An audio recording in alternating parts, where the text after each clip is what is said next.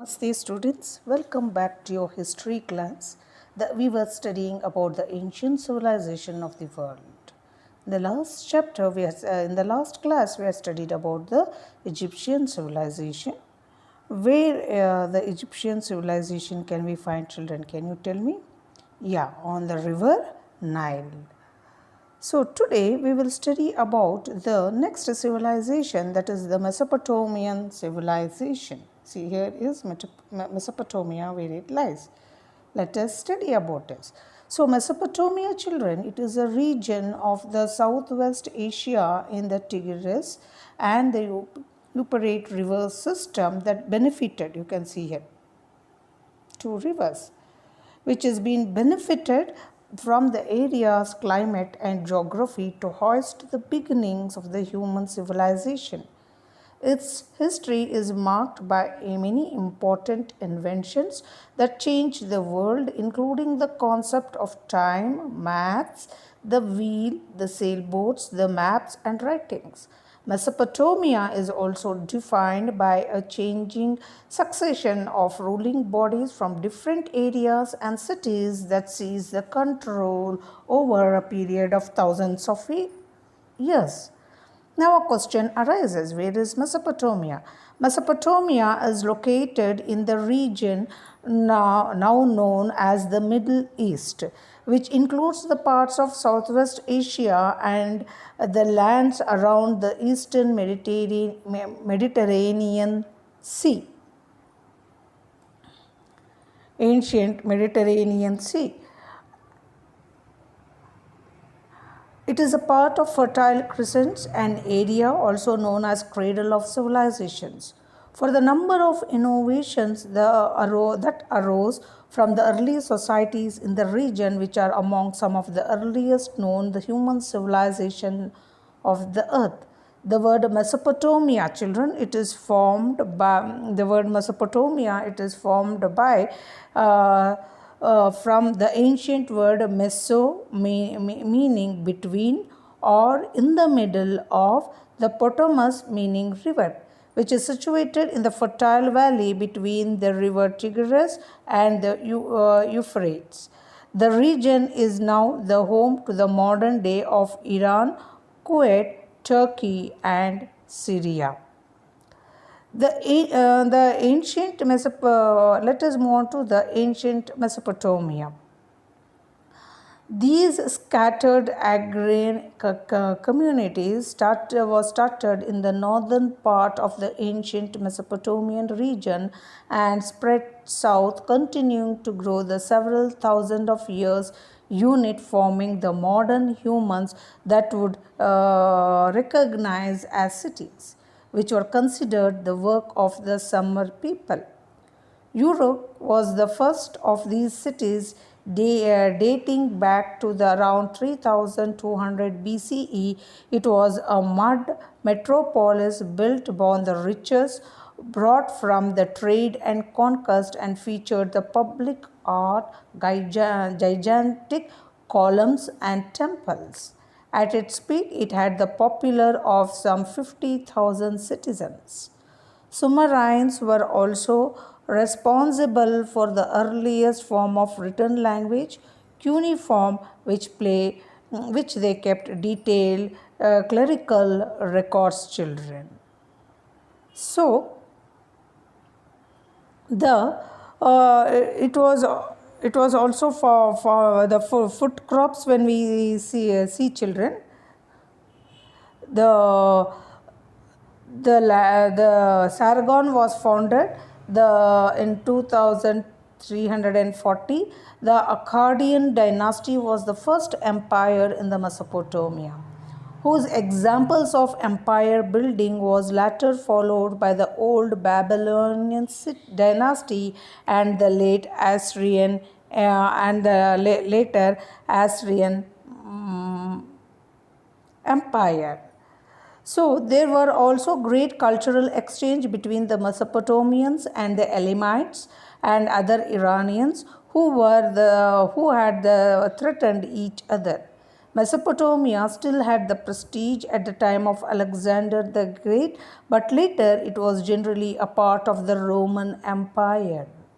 The Arabs took it from the Sasanian Empire and it rose to the great prominence after the Baghdad, which was made in 762 CE, the capital of Abbasid Caliphates. This glory was destroyed when the Mongols under the Hulga Khan devastated the area in 1258, destroying the ancient irrigation system, children.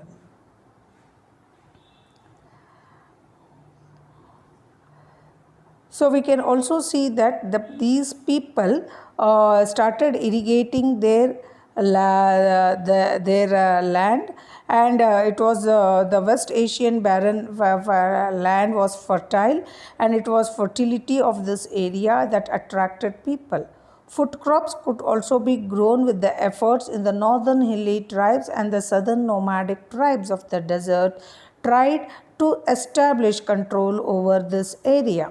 The rivalry between these tribes led to the endless conflicts. However, in the midst of these conflicts, there emerged the civilization, strong and brave race. The Sumerians were the first one to evolve the system of writing in Mesopotamia. For 30 centuries, all these who entered the fertile lands, Sumerians, Babylonians, Assyrians, and Persians, used this system of writing, which was called as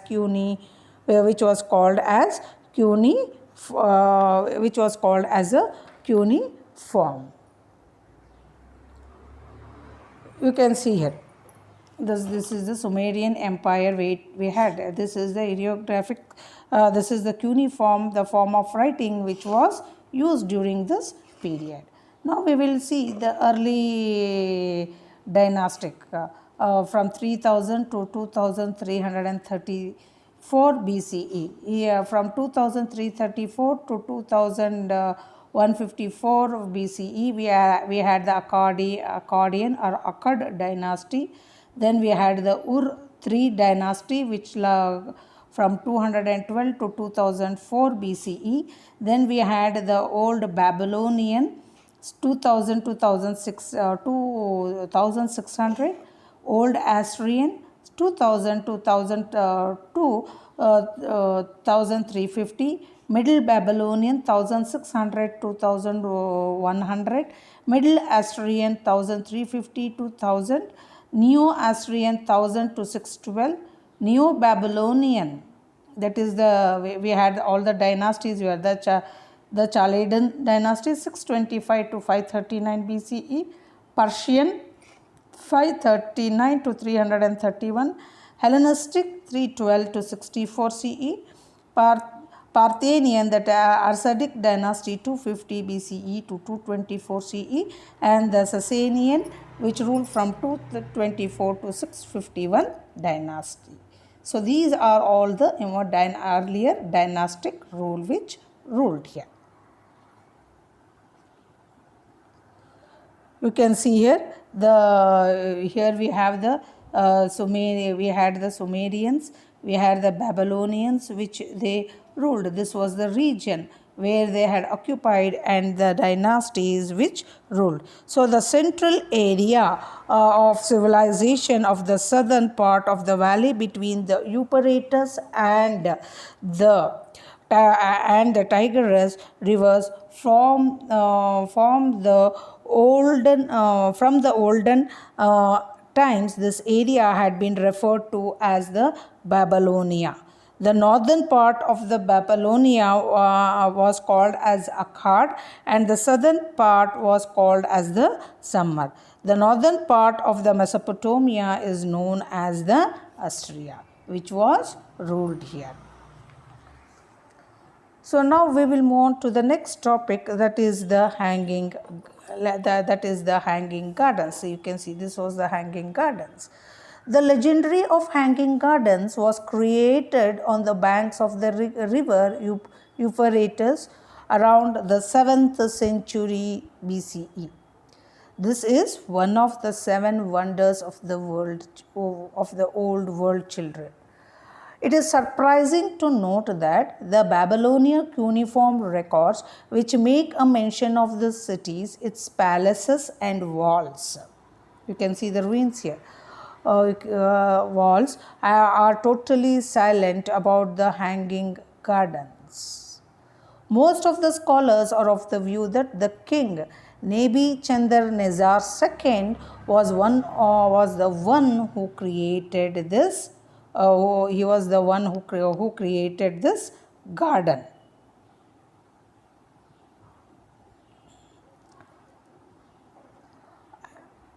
The Nebuchadnezzar's wife Amitis was from Med.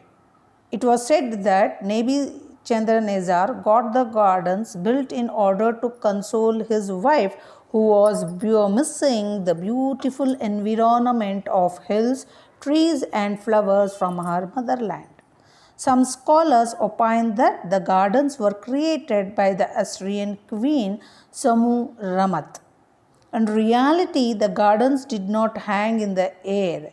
The trees and bushes were grown in different levels or terraced land. Now we are having a terrace gardening, isn't it, children? From this we can make it out that the terrace gardening was there during the civilization period also. So, the trees and bushes were grown at different levels or terraced land of the ziggurats. When the branches hung at different levels and swayed, they gave the onlooker an impression of being an hanging garden. You can see here, hanging garden. The Euphrates provided the water for this garden. You can see here the hanging gardens of Babylonia in 6000 BCE. It was built after 1st AD. Then the temple, you can see here, the temple, this of the UPS. Then the state of Zeus at Olympia in 435. It was built, and the here, and the Mesopotamia at Hilacurus, then the Colossus of Rhodes and Pharaoh's lighthouse at Alexandria were built during this period. Now we will move on to, this is the ancient Sumerians Ziggurat. So the history of Mesopotamia is a story of endless hatred and conflict. The Sumerians and the hilly Sumerians, the hilly tribe from the north, were the first to arrive here. They who used to worship their gods on top of the hills, after coming to the plains, built artificial hills and established their places of worship there. So these were called as ziggurats. They did not know how to build the stairs and therefore surrounded them with the sloping galleries. And the Jews called this as the Towers of Babel. See this. So ziggurat was a temple of the main god of the city. Each city in Mesopotamia had a primary god, and the ancient Sumerites believed that their gods live in the sky. So for that reason they used to build this. The ziggurats, you can see here, the ziggurat, a stepped pyramid. It was a stepped pyramid with a temple shrine located on the top of the ziggurats were religious shrines that symbolized the bridge between the man on earth and the gods in the heaven. So the ziggurats may be symbolic. You can see here, this is the Capilla Central, and this is the Solodius de Yuga, and this is the escalators, and these are also the escalators and the template center. Like this it was built, children. So the ziggurat may be a symbolic representation of the union of heaven and earth. In total, there were 32 ziggurats are known. Most are in Iraq and Iran. The best known is the ziggurat of Ur, or rebellion in the 80s by Saddam Hussein in rebuilding one of the 200 bricks contained the name of the name of the dictator, children. Now we will move on to the laws of the law codes of Hammurabi. The main source of the law codes of Hammurabi are the rock edicts. You can see here in 1901 CE. Today, this has been kept in the Louvre Museum in Paris. Hammurabi's law enforced the logic of an eye to eye, and a tooth for a tooth. This means if a man put out the eye of another man, his eye shall be put off. So, law codes are one among the most ancient of the codes available to us. They were probably written to protect the rights of all sections of the Babylonian city, especially the women and the slaves. Hammurabi, he was a king who united most of the Mesopotamia and conquered Sumerians. Hammurabi developed a written set of laws for his people to follow it in 1709, and we are having around total of 282 laws, from which Hammurabi's code law number 196 states what I told. If a man put the eye of another man, his eye shall be put off. So some people summarize Hammurabi's code saying an eye for an eye. So this is the statue of Hammurabi. So what is there in the code of Hammurabi? Hammurabi was one of the greatest ruler of the ancient times. He was an outstanding general, an excellent administrator, and a patron of the arts. In hundreds of surviving letters, he shows concerns for details such as clearing blocked river channels, punishing dishonest officials, reforming the calendar, and honoring the gods. He is the best known for the drawing of the Uniform Code of Laws. He appointed a committee to revise existing laws and to create one set of laws for the whole empire. His purpose, he declared, was to cause justice to prevail in the land, to destroy the wicked and the evil, to prevent the strong from oppressing the weak, and to further to the welfare of the people. Now we will move on to the next part of this civilization. The Sumerians had entered Mesopotamia in 4000 BCE. They were empowered by the Accordions, one of the tribes in the Arabian desert. These were known as the Semites. So the rise of Accordion Empire. So you can see here in this map, children. This is that yellow color. This is the territory authority of the Accordion Empire, and this is the area of the Sargon and Naram-Sin Empire, and this is the Accordion Sovereignty, what you can see here. So in the north of Sumer, the Accordions built another society and developed along the Tigris and the Euphrates river. Although they were very different from the Sumerians and even had different languages, they lived in peace for many years. Eventually, that peace was broken in 2300 BCE when Sargon, the Accordion rule, sought to extend the Accordion territory. Then we are also having the one of the tribes, another one of that is the Amoroids. After 1,000 years of these Accordions came to be ruled over by the Amoroids, another Semitic tribe. So these were the Amoroids were the largest part. You can see this was the city. Were a larger group to enter Mesopotamia. They entered from the west.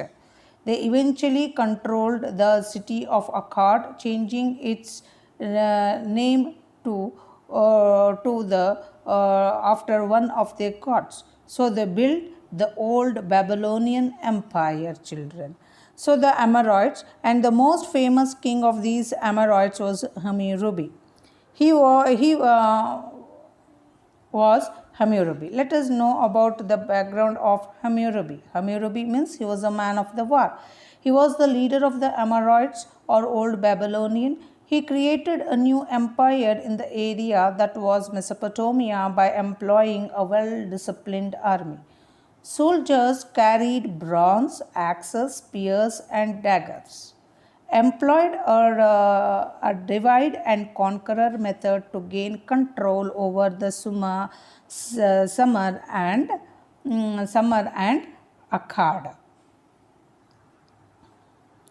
So he also built a fabulous palace for himself in Babylonia. He framed the courts of justice and made Babylonian to be considered the best administered kingdom in the whole of the world. The Hittites, who came later, occupied the and destroyed that they could not carry away. These Hittites were defeated by the Assyrians and were the followers of the Asura, the desert god. So next we are having the Assyrians, the Accordion Empire. For 1500 years, Sumer was the land of this independent city-states. Around 2300 BCE, the Accordions conquered all the Sumerian city-states and maintained an empire for 200 years.